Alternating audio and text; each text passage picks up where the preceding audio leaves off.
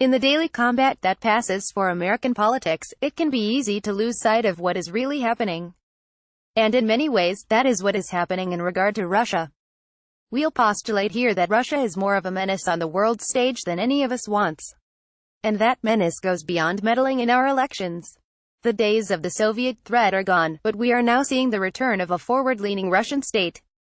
Given this reality, we decided to look into how the United States and its allies are dealing with Vladimir Putin's Russia. What we found is that even while President Donald Trump might sow confusion among some political observers, given his panache for reversing course, what used to be called the West is taking significant steps to fence in the Russian bear. Let's start with a response to the alleged Russian poisoning of a former spy in Great Britain. The U.S. expelled 60 Russian diplomats and suspected spies, about the same number as did European allies. That Trump reportedly exploded in anger at his staffers after learning France and Germany expelled fewer diplomats than the U.S. is a sideshow.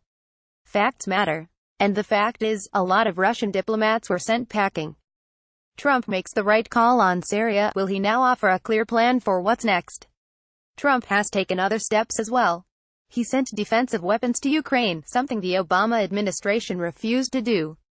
Additionally, the Treasury Department sanctioned 7 Russian oligarchs and their companies, 17 other top Russian officials, a state-owned weapons trading company and a subsidiary bank. Our European allies and the North Atlantic Treaty Organization are also taking strong actions. NATO expelled Russian diplomats thought to be undeclared agents and cut the number that could be in the Russian mission by 1/3. More significantly, NATO stepped up defense spending and assembled a strike force that could mobilize 40,000 troops within 48 hours in support of its members. NATO members also don't shy away from keeping troops at the ready.